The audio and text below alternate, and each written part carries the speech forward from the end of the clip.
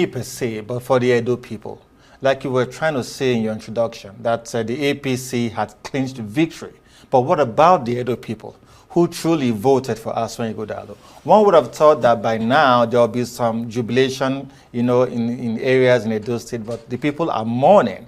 The entire state is in agony. So it's not really victory for the people. It may be a temporary victory for the APC and for Aswan Ighodalo, but he knows he doesn't have the legitimacy of the governance by the Edo people because they did not give him the highest number of lawful votes. Well, to be entirely clear, we haven't gone around the whole of Edo State, so we don't know if people are celebrating in some parts or not. We certainly saw people celebrating at the tribunal. Especially, of course, those are members of the APC who came with them from Benin. But you see, it's about the majority of the Edo people who came out to vote. And the Edo people voted based on competence and character. And it is their view that they didn't find confidence in Monday Okpebholo to give him the votes. That is why the people are majorly unhappy. Even on social media, people are mourning. But you see, we had an inkling of this yesterday, when there was a purported leakage of the ruling, and people were of the opinion that has it gotten this bad? Well, actually, the APC are claiming that it was the PDP that leaked that state. Obviously, it was the work of the APC. And Nigerians, you could see the reactions of a majority of Nigerians on social media, and they were appalled that has it gotten to this point where people now have absolute disgust with the judiciary and lack of fairness, that we're now having to see purported leakages of court ruling that should be the next day. And, true to what the people say, it appeared to be almost the same thing. How could it be that when there were several rulings at the appeal and even at the Supreme Court, where even at the electoral law, the Electoral Act says that where parties are able to provide substantial documentary evidence on a matter, as long as it speaks to those evidence, that they may not need oral evidence of witnesses.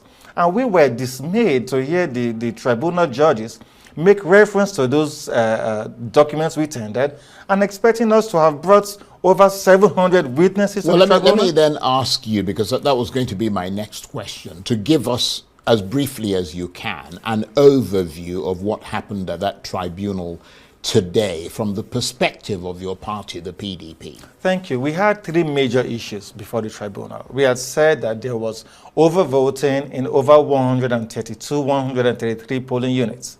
We had also said that there was incomplete collation of figures in several polling units. We had also put forward evidence before the tribunal that in over or almost 400 polling units, INEC failed to submit herself to her guidelines in the Electoral Act Section 72, where that says that prior to the election, there must be a recording of sensitive particulars of sensitive election materials. And where that is not done, the results in that polling unit must be cancelled.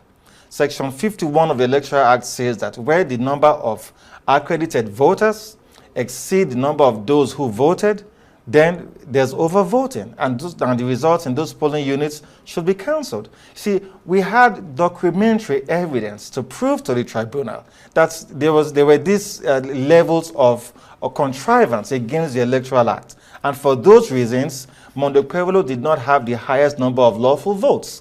And we were shocked, everyone in the courtroom, we were amused that the tribunal judges kept making reference to not bringing witnesses. Well, they said you brought 19 witnesses. Yes, we brought 19 before witnesses. Before the tribunal, as well as lots of documents. Yes. I mean, the APC called 4 witnesses, and the Electoral Commission did not call any witnesses at all. Yes. So the burden was on you to prove your case. Absolutely, and that's why we presented documentary evidence, certified true copy from INEC. Those were all INEC documents. None was manufactured by us.